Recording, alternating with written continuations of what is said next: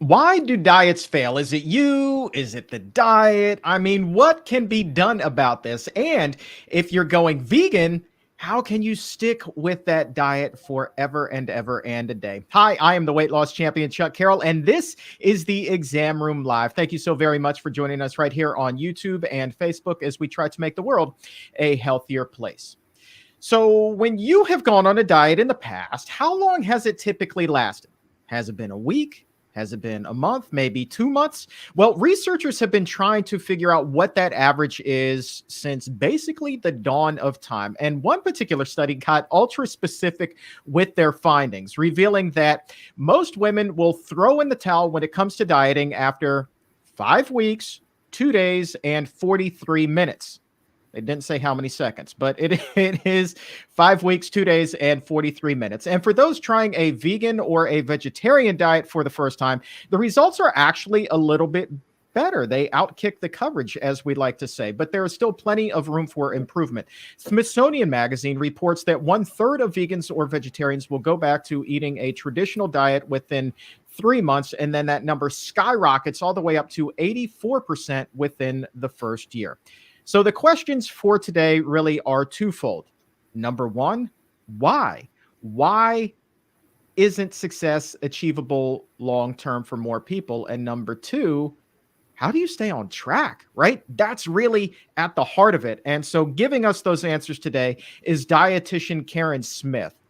And she is here. She's going to talk about how to maintain that healthy plant-based diet for years and years and years. And I'm going to chime in now in my 13th year of this wacky weight loss journey to share with you what I have learned as well. So if there's something that you would like to know about maintaining success on a plant-based diet, go ahead. We're going to be opening up the dietitian's mailbag. So pop your questions in the comments or in the chat. And if you're not joining us live, no problem. You can also send them to me on demand anytime on Twitter and Instagram. I am at Chuck Carroll, WLC. And so with that, let's talk dieting and success with dietitian Karen Smith. Karen, thank you so very much for being here.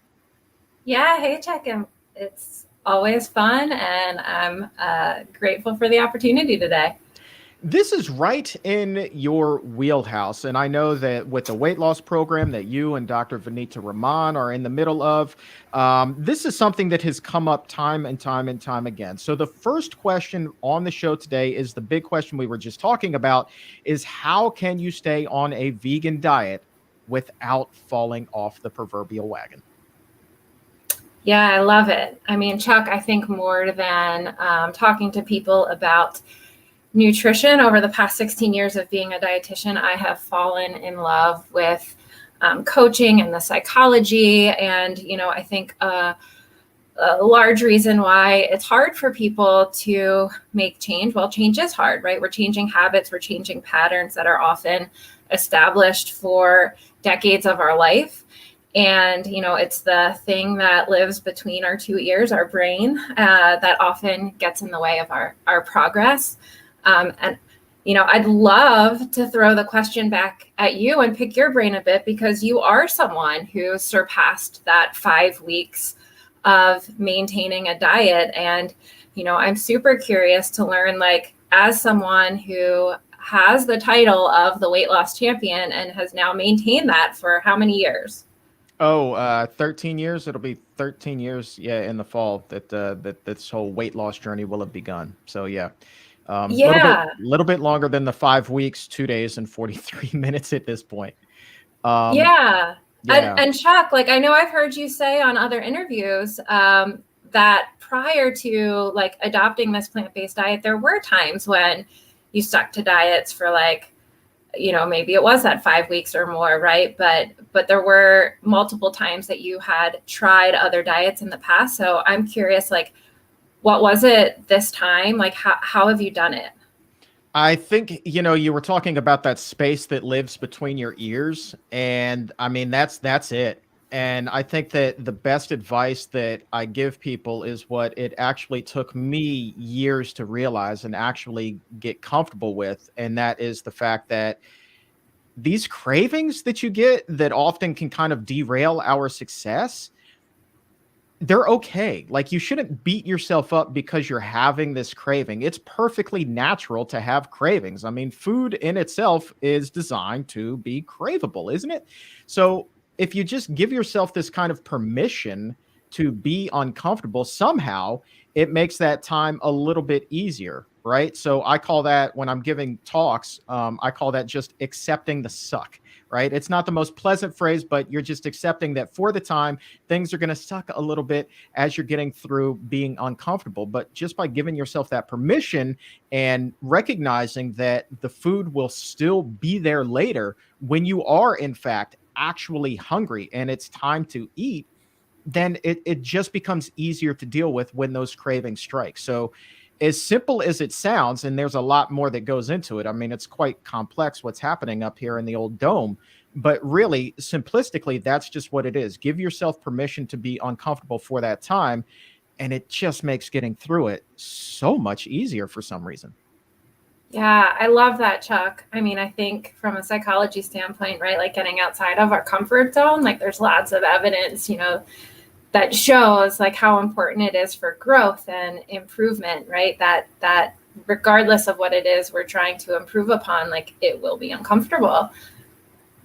No question And about it. No question about it. yeah, and it's I would actually possible be to.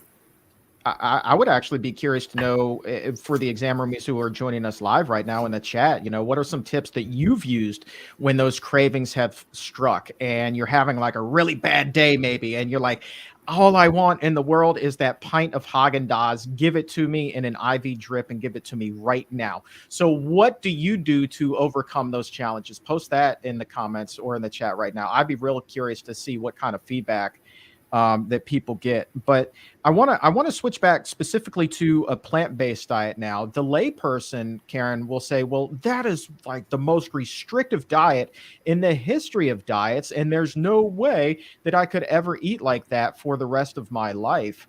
You and I, though, have been doing this for many years, so have millions of others. So if somebody comes to you and they say, well, this is just way too restrictive, what do you say to that person? So one of my favorite things to say is, or to perhaps like to help reframe this, right, is anytime we're giving up something, like anytime we're saying no to something, we're saying yes to something else, right? And I love that approach. I also love the approach of looking at the abundance of plants, right, and reframing what a plant-based diet means. There's so many more plants to consume on the planet than there are animal foods. And somehow just opening that door in that conversation of, let's just look at these different plant-based food categories. Let's go through like what your preferences are. What fruits do you like? What vegetables do you like? Just opening up the door for possibilities and helping people see that there really is an abundance of foods to be consumed on a plant-based diet. And again, just I love throwing out that statement that like anytime we say no to one thing, we're saying yes to something else. And, what is it that you want to say yes to in your life? Like, why are you here in the first place? Why do you want to be, changing your diet? And why is improving your diet important to you? If you were to kind of put percentages on when it comes to success with health in terms of establishing a healthy diet long term, how much would you say is psychology and how much would you say is the nuts and bolts of nutrition? I would say, I think just from my own personal experience, that I want to say close to 80% of the people that I work with need a lot of help with the psychology piece or the mindset piece, right? Perhaps reframing the way they're thinking, paying attention to their actions and thoughts, versus just wanting education and being able to take the knowledge that's provided and make long-term changes, right? Like it's very, it's much more common for me to work with someone who said like, I have all the books, Karen, I've read all of, the plant-based books that are out there. I follow people on YouTube. I listen to the exam room, right? Like they know lots and lots of information and they're having a hard time making it stick and making the changes last long-term. One of the hardest things for so many people is mindless eating. We plop down in front of the TV and we sit down with maybe, we pop popcorn or we've got a bag of store-bought popcorn or whatever the case may be. And before you know it, the entire bowl is gone. And so let's take a question here from Deb, who's actually part of the weight loss program you and Dr. Rahman are doing right now. Deb is wondering about controlling mindless eating. She actually wrote in, I thought, a really eloquent question. So bear with me as I read this. She says, your podcast has been a huge part of my success so far, my 4-year success eating a plant-based diet. I would like to know if you have any advice on controlling habit eating. In the evening, I care for my mom, and as she is watching a movie, I just get this uncontrollable urge to munch. It's usually something that has a lot of fat in it, like nuts or vegan chocolate or even hummus on pita. She says, I'm not hungry, but it has become a habit that I just can't break. And now my weight is beginning to creep up.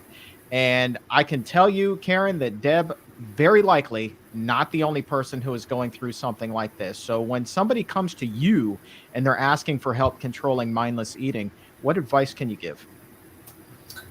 Yeah, I mean, that's such a common thing. I mean, I've been there myself, many a nights, and wanting to eat the bag of chips and salsa or that vegan ice cream or whatever it might be.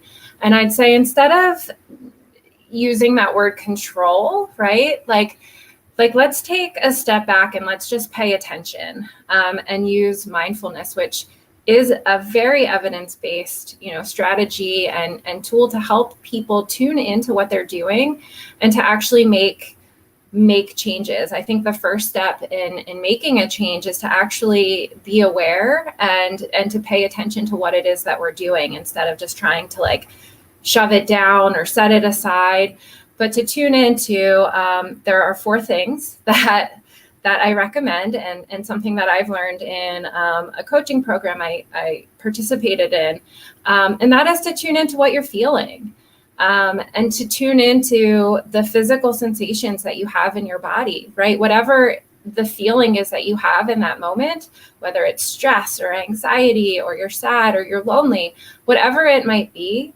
that emotion's going to manifest in your body in some way, whether that's in tension or you got a knot in your stomach. But these physical sensations are often clues to us. They often, are things that we don't really tune in and pay attention to, and can be really good indicators of what's going on and help us be aware that, I am feeling this certain way, and maybe start to make another decision as a result. The other thing is to really tune into the thoughts that you're having. What is it that you're telling yourself in that moment before you dive into the bowl of popcorn or the bowl of ice cream? Paying attention to the story that you're telling, or that voice that's coaxing you to eat that. Just to be aware and listen, because we are capable of, we create our thoughts. And in just tuning in and paying attention, it can really help us start to be aware and set ourselves up for success in doing something different. So I would say that, paying attention is the first step, and then thinking through what you want to do instead. What does success look like to you? Playing out that scenario, doing a mental rehearsal of how you want your behavior to look, just like a professional athlete does, just like, a concert pianist, does that mental rehearsal before a competition or a concert, and really thinking through how they want that performance to go. We can do the same thing for ourselves, and thinking through what we want success to look like with our behaviors. And that actually helps us create some neural pathways, so that when we are in that moment and faced with, that decision, it can help us, make the choice that we envision for ourselves a little bit easier. It takes practice. There's no, one size fits all solution to these wonderful questions that are being asked. So that would be my other suggestion, is, to give yourself some time and be patient and be kind, to allow yourself to have some slips along the way, and recognize those as opportunities for growth. Absolutely. That saying practice makes perfect is so very true when it comes to this, right? You're not going to be um, batting 1,000 or hitting a home run right out of the gate. Very few people do that. So you do need to practice in order to get more comfortable doing this. Though, when you're talking about taking those first steps, those small practical steps, could it also be as simple as sitting down with a smaller portion, or making sure that when you are sitting down, even if you are craving those high fat foods, that you're actually sitting down then with healthier foods? Maybe, we always go back to fruit being a great option if you have a sweet tooth, something like that. Yeah, absolutely. And again, right, it comes back, Chuck, to like, what does success look like to you? And to use a example of that, I've worked on, my nighttime eating. I've shared that in some of my classes, freely, that like, I want to be someone who, eats dinner and is done eating for the night. And that's been a real challenge for me throughout the years. And so thinking through what like ideally success looks like and saying, I'd like to be done eating by 7 o'clock, and recognizing in the beginning of starting this process of change that I was really resistant to that. I could feel it in myself and saying like, I will be done eating by 7 o'clock tonight. And so setting the bar a little bit lower for myself to start and saying, you know what, I that seems 100% doable 2 times a week. So I often offer to people or suggest, make that goal, like break it down into steps that feel 100% doable. So sure, of course, maybe it is, I'll have a smaller bowl of ice cream, or, I'll have that ice cream Monday and Wednesday night, or whatever it might be, but breaking it down into something that feels very achievable can also be just a way to help you get the ball rolling and move in that direction that you want. All right. So now you just talked about your goal of stopping eating at 7 o'clock. Christy at 12:13 struggles with something again that so many people who are listening and watching right now suffer with as well. She says, I always get the urge to eat something right before I go to bed. Those midnight munchies can be just the absolute pits, right? So if somebody really is struggling with that, and I would love for you to chime in, and then I'll talk about some of the techniques that I use as well. But as a dietitian, what advice would you have for someone like Christy who does get those midnight munchies all the time?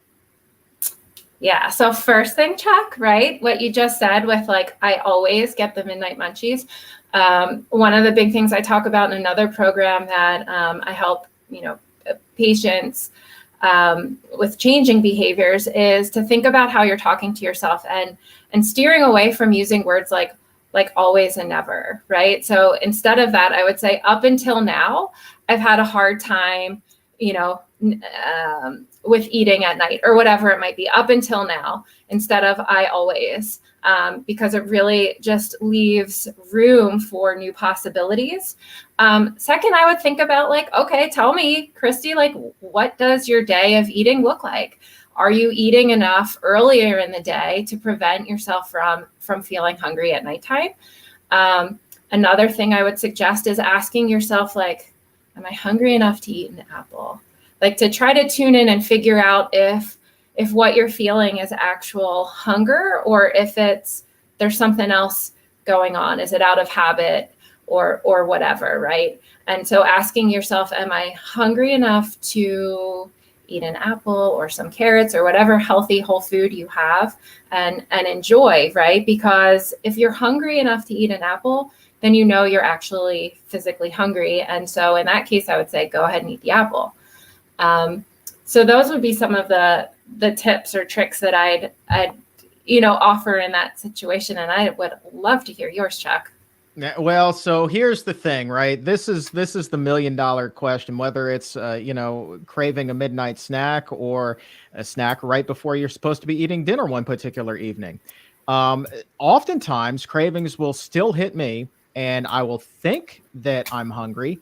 But when I get up from my desk and I go to actually get something, I kind of recognize like, well, wait a minute. No, I'm not full. Just as kind of you were talking about, am I hungry enough to eat this apple? But then the psychology part starts to trickle in. right? Because then it's like, well, doggone it, I really wanted that food. Like I'm still craving this food, even though I'm not hungry. And this happens to me to this day.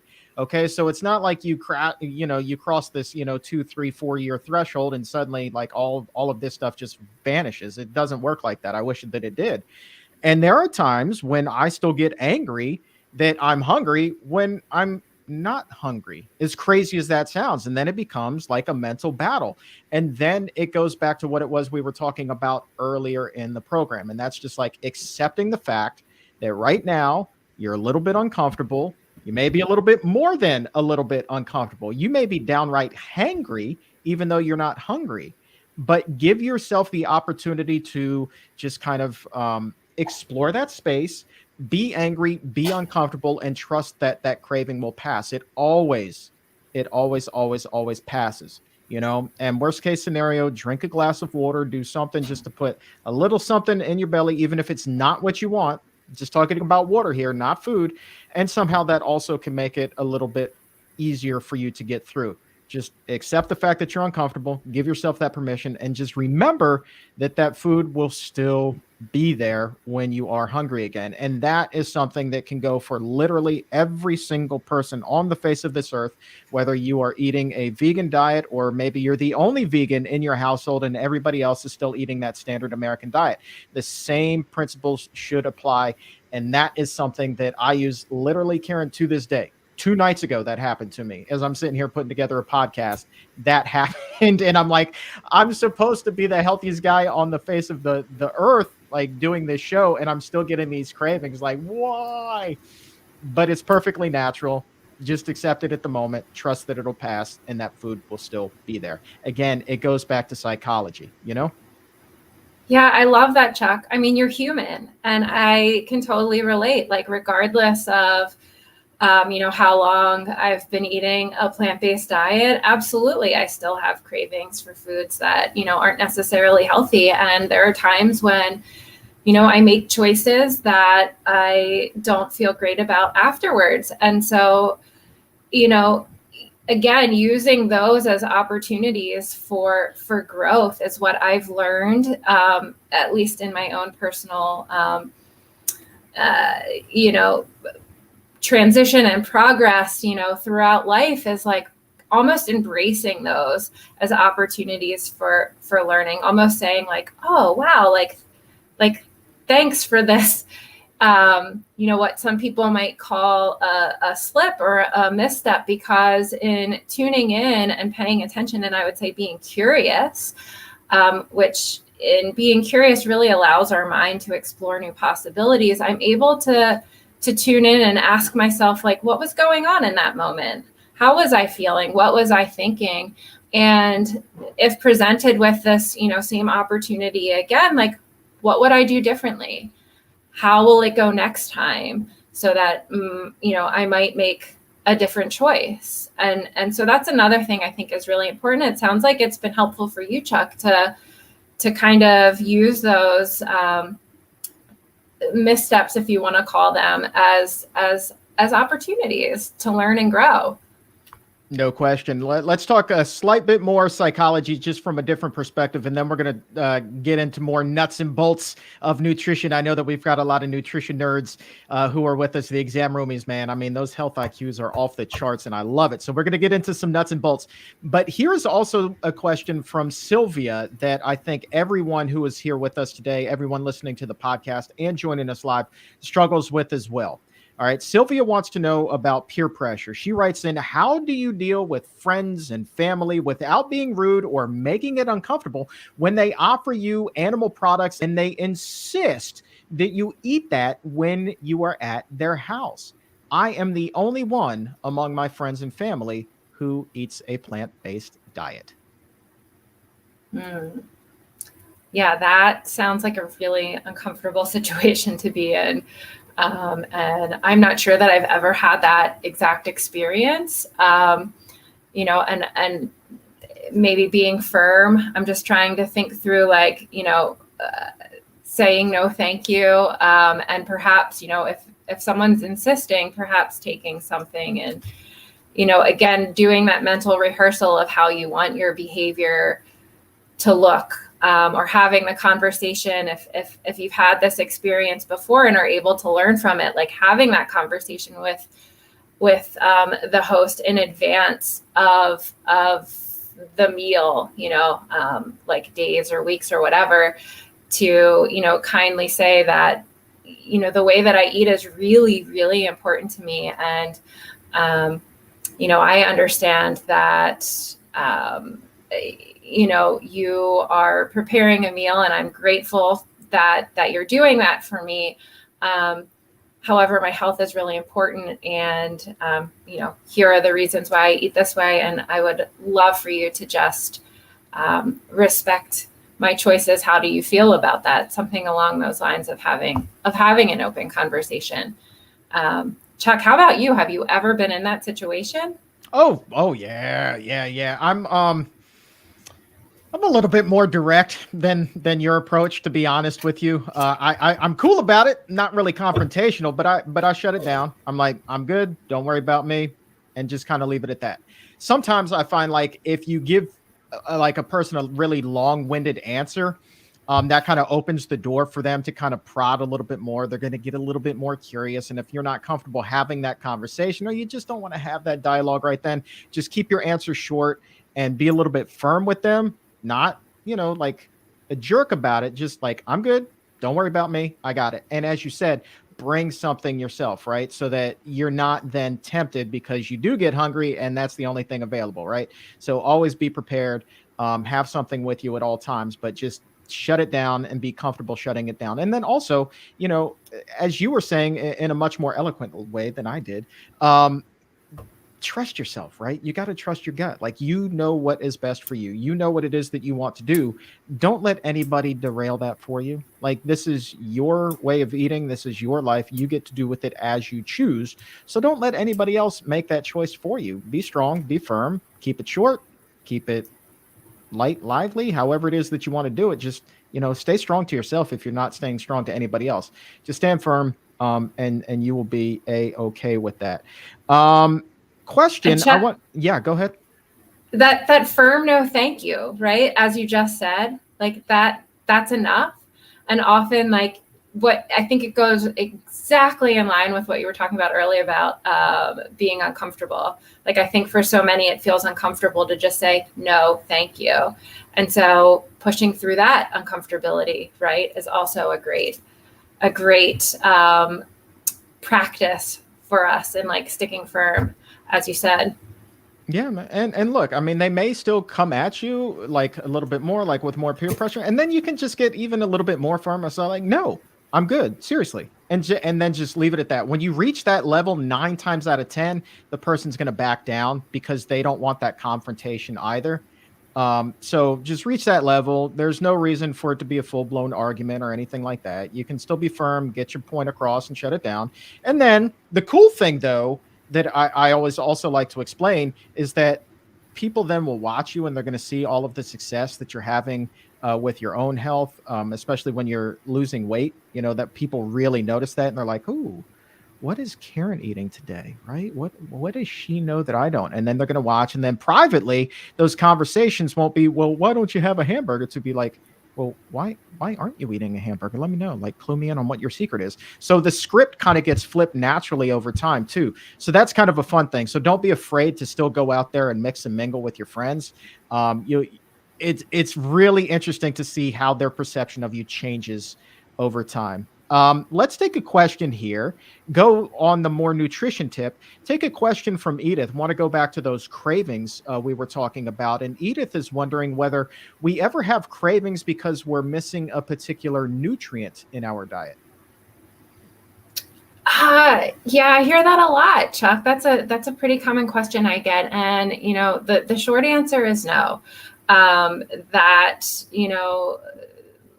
Cravings that people have are often for foods that are, or I'd say always, right? Like, we're reaching for foods that are more calorie rich, that are high in fat, sugar, salt, or a combination of all three, and not things like healthy whole foods. right? Like the cravings that I hear and asking people like, oh, what is it that you're craving? It's not apples and strawberries and watermelon. Yeah. So the short answer is no. Yep. There you go. There, we could just sum it up with two little letters, one short word. No, that's all. A lot of people in the chat right now are talking about their experiences with peer pressure and how they kind of shut that down. Lots of great analogies on there. Some people saying like they've been feeling the pressure for up to 16 years. Christy says 16 years later, and I still get pressure from my family to eat meat. I always bring my own food, and they are always, though, this is the thing, the script getting flipped, and they are always interested in what I have, right? So they're always watching you, right? I think that, it's about being strong and being confident, and that kind of, those are two traits that are associated with leadership, and people always follow the leader, right? So you naturally then will rise to leader status, and they're going to be like, well, this person is strong enough to stand alone.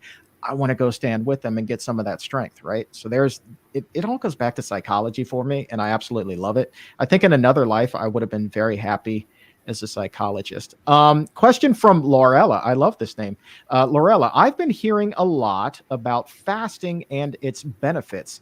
Is this something that should be encouraged? Yeah, it is all the rage right now, right, Chuck? I feel like every time I turn on, a news station or whatever, open the news, there's something about fasting. And it does absolutely appear that allowing our bodies a break from eating at night is certainly helpful. And that said, I feel like people can kind of go down a rabbit hole of like exactly how many hours or the timing. And I think to sum it up, it's like allow your body at least 12 hours without food. And that makes sense. That's a time when we should be, resting and recovering and getting good quality sleep and allowing our body some time before we go to bed to have that time to digest our last meal. And, as far as fasting goes, that's my typical, recommendation is not to get too caught up in, the exact timing of it, but to allow yourself at least a 12-hour window without food. Let's go back to why vegan diets can be successful over the long term. We heard at the top of the show that the typical person will stick with a vegan or a vegetarian diet longer than they would stick with a traditional quote unquote diet, right? So we're talking about usually around 3 months versus that 5 weeks for the standard whatever fad diet it may be. Gabrielle is wondering, why do you think a plant-based diet is more likely to have that long-term success, especially when it comes to weight loss? Oh, I love it. Yeah. And I'm totally speculating here, but in, helping with some of the research studies at the Physicians Committee, I'd say that, some of the things I hear from participants is that they love the abundance of food that they're able to choose from. Right? Like when they are given the instructions on how to follow the diet, it's to keep the fat low and to eat plants. And there are no other restrictions. We're not encouraging people to limit the amount of fruit they eat, to limit the amount of carbohydrates. It's like keep the fat low and eat all the plants you want. Right? And so that feels really great to have this huge abundance of choices. As opposed to a diet that might be severely limiting carbohydrates, which excludes, multiple categories of foods. It's excluding a lot of fruits. It's excluding your legumes. It's excluding grains. And so you're not left with nearly as many options. So that would be my take on it. What do you think, Chuck? I think that it has to do with the fact that if you're eating the healthier end of it, you're not going to be hungry all the time, right? Because you have this abundance of fiber that comes with a plant-based diet. And that really, really, really does help. I think a lot of times with these fad diets, it's like, you can still eat this, you can still eat that, you can still eat all of your favorite foods. But then when you sit down to eat it, your favorite foods, I mean, like the portion, it's like you hear like the typical serving size is the size of your palm, but then they'll only give you like maybe half of that or a third of that. And it's like, well, where's the rest of it? Right. And so then you're like, well, now I got to wait another 4 hours before I can freaking eat anything, right? Or maybe I get like this snack in 2 hours that again is like popcorn that, you get one handful of it. And really, like, how full are you going to get from one handful of popcorn when you're off the charts hungry? That's just not going to work, right? So when you eat that whole food plant-based diet, you really go to that healthy end of the spectrum. All of that calorie counting, all of that point counting, all of that goes out the window, and you can really truly eat until you're full without worrying about overdoing it on fat and calories. Why? Because that fiber is going to fill you up. And where do you find fiber? It is found exclusively in plant foods, right? These healthy plant foods that you can eat in abundance until the proverbial cows come home, and you're just as happy as you could possibly be. When you're hungry, bad things happen, right? Like that's when things really kind of get ratcheted up. That's when the temptations of the vending machines and the convenience stores and the junk food really come into play. But if you've eaten a really satiating meal and you're walking away from that table, you're like, daggone, I feel like Thanksgiving. This is fantastic. And you really haven't really like shot the moon when it comes to fat and calories, you're in a good place. And that also sets you up for long-term weight loss success. That's my opinion. And that's also one of the reasons why, especially with this diet, even though, Karen, I lost a lot of weight before going vegan, what the plant-based diet does for me is it enables me to be confident that that weight is never coming back. It's not a short-term thing. I love eating this way. And I love the fact that literally everything I'm putting in my body not only fuels me, but it fills me. And that to me is the greatest combination that I could possibly think of. Yeah, Chuck, you hit the nail on the head, right? Like you learned how to eat a diet that's like the natural diet for a human being, right? So in choosing all of these whole plant foods, it's not just about the calories, right? It's about the quality of them, right? So with those diets that you talked about where people might be like replacing meals with bars or shakes, yeah, sure, they are providing calories, but they are not providing the nourishment, the nutrients, the fiber, right, that is provided in the whole foods that are what humans have eaten, right? Like a whole plant food diet is a natural human diet. And so we are just returning to learning how to eat the way that nature intended for us. And those other foods are they're just calories. They're not nourishing our bodies and really providing what we need. And when we're choosing, those whole plant foods over time, often people find like, oh, hey, you know what? Like I don't have the cravings for the processed foods. Maybe sometimes, sure, because, they happen from time to time, but overall people realize that like eating this way really does help satiate us and reduce the number of those cravings because we're fueling our bodies with the foods that we're meant to eat.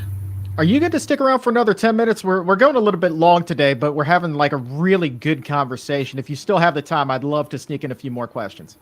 I am all good. I'm loving it. Okay, so first of all, shout out to Peter who says that he went out and bought 50 pounds of grains and 25 pounds of beans for just $100. Have you seen grocery prices lately?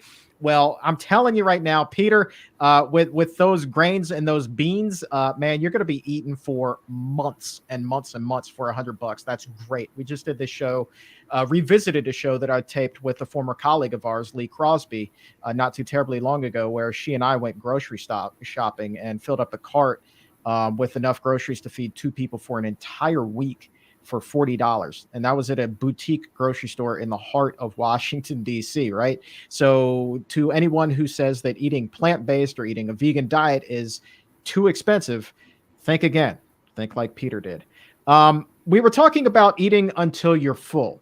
Abe has a great question, though, Karen. I would love to get your thoughts on this about making sure that they're still getting enough energy while eating this low-calorie diet. Abe's question, should I stuff myself with low-calorie plant-based foods to ensure that I'm getting enough energy? So I guess that's eating past the point of full, or what's the balance there?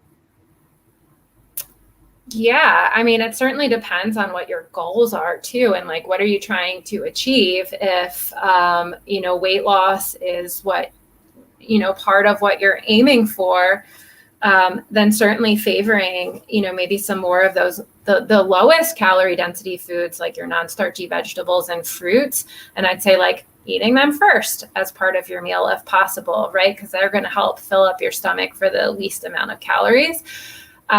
But those more starchy whole foods like potatoes, like your whole intact grains, like your legumes are really important and packed full of nutrients and are going to give you more fiber and going to help fill you up. So it depends, right? Like if you're someone who's coming at this and you're, an endurance athlete, let's say, then you might be someone who needs to pack in more of those starchy foods. And so finding like that right ratio of foods for you might look a little bit different depending on what you're trying to achieve.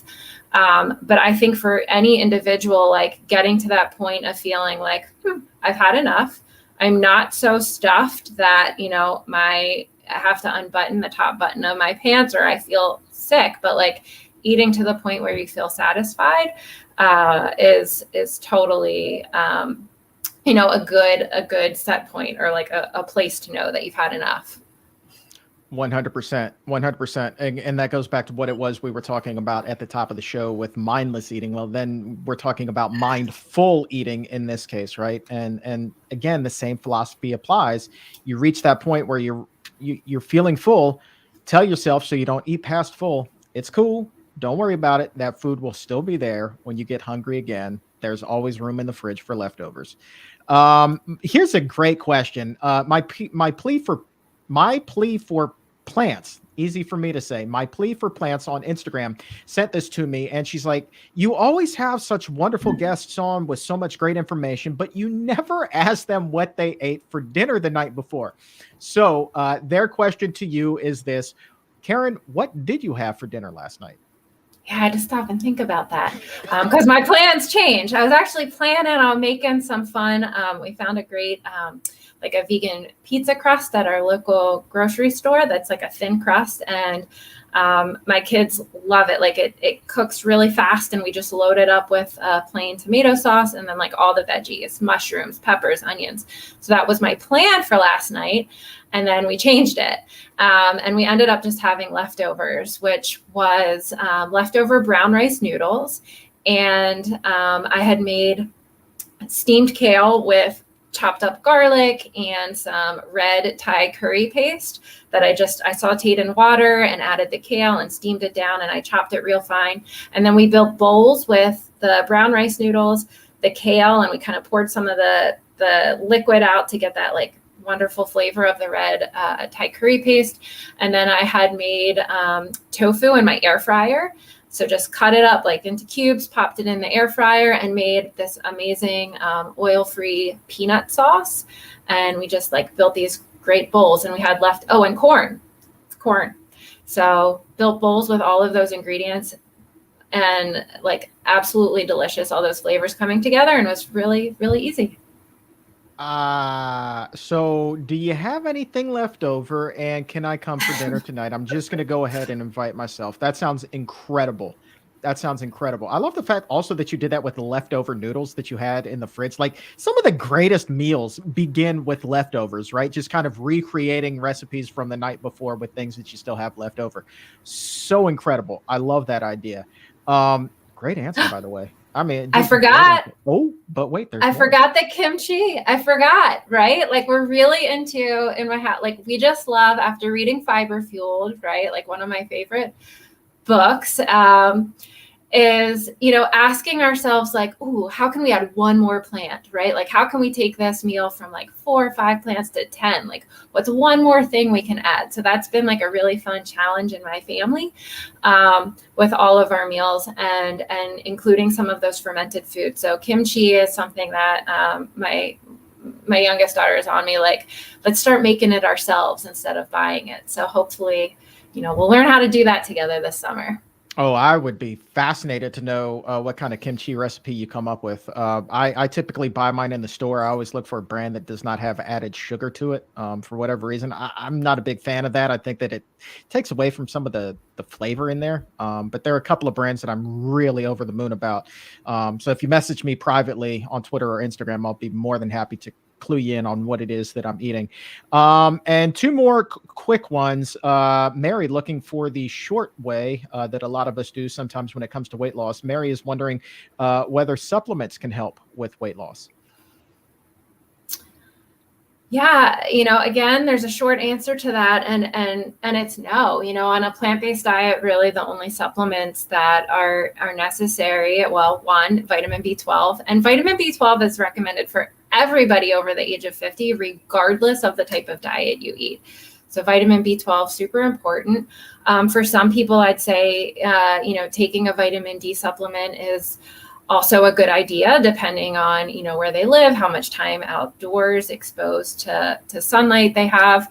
And otherwise, no, like we want to be relying on foods, and, the supplement industry is just one that's really highly unregulated, and, less is more, in my opinion. And final question that comes to us from Spee wants to know, other than fiber, which nutrients are most important for weight loss? All right, instead of looking at nutrients, I love this question. Like, let's look at the foods, right? So we need a variety of nutrients in our diet for, our organs to function, for us to have energy, for everything to work. And you can't really single out like any particular nutrients. We really want to focus on the whole package, right? And looking at the actual foods that are providing the nutrients versus separating a specific nutrient from a food and saying like, this is the reason, or this is the thing that helps, weight loss, or helps people be successful with weight loss. And so again, like coming back to, I think the evidence is really clear in showing that, the whole plants are always better than, any one of the particular nutrients that they contain. There you go. I love that. Do you get frustrated by the kind of reductionist mentality that I think a lot of us have naturally kind of gravitated to? Like, oh, well, it's this one thing, it's this other thing. It's always just this one thing, when in terms of actually achieving that long-term success with the diet and your health, it's a totality of things. Yeah, I wouldn't say I get frustrated. I mean, I think it's just really interesting. Like, I think it's just the way that our brains operate, and like trying to solve a problem or find a solution, and like finding that one thing. And when it comes to food, it's not that simple. It really is about taking a step back and looking at the whole picture.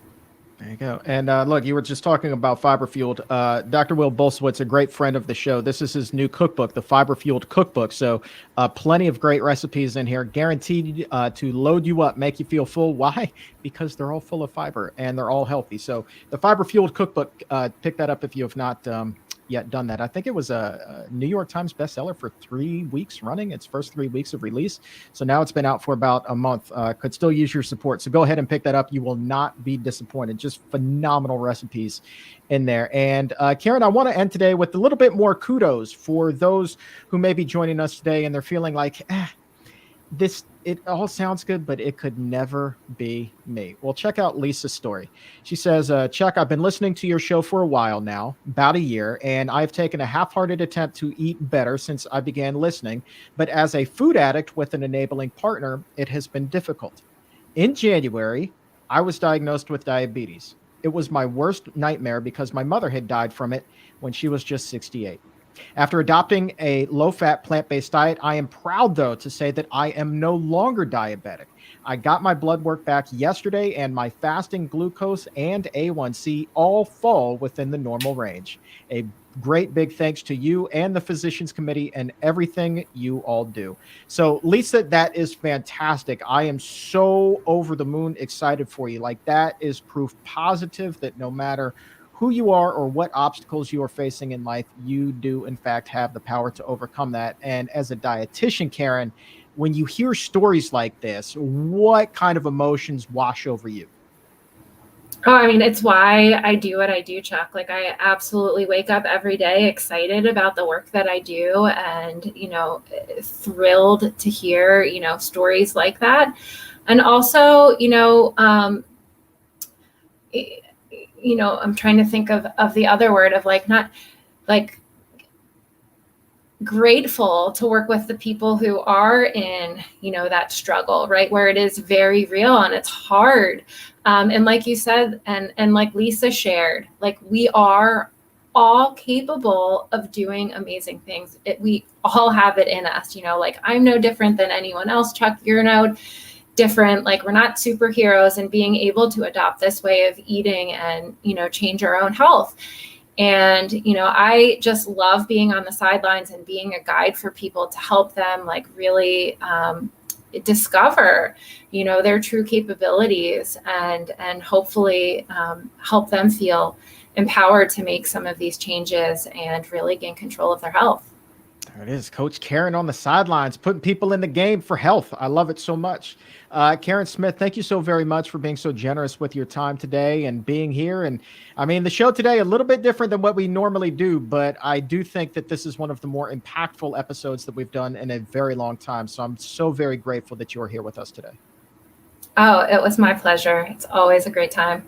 And if you feel like you have raised your health IQ by a point or two, go ahead and like this video and subscribe to the Physicians Committee right here on YouTube, and give us a like on Facebook as well. You can also, if you feel like you need a little bit of help with your health and getting started on your weight loss journey, or maybe you're struggling to stay there, well, go ahead and make an appointment with the dietitians and doctors at the Barnard Medical Center. They would love to work with you.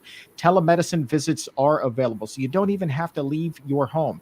Now available in more than a quarter of the country. So for a full list of states where services are available and to schedule your appointment today, visit barnardmedical.org or call 202-527-7500. Insurance is accepted.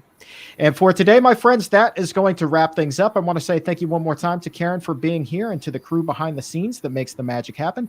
Thank you as always. And to you, exam roomies, thank you so very much for contributing to the conversation and really helping all of us along this journey that we call our path to health. So thank you so very much for being here and raising your health IQ right alongside of us. And for everyone here at the Physicians Committee, I am the weight loss champion, Chuck Carroll. We'll talk to you again soon. But until then, keep it plant-based.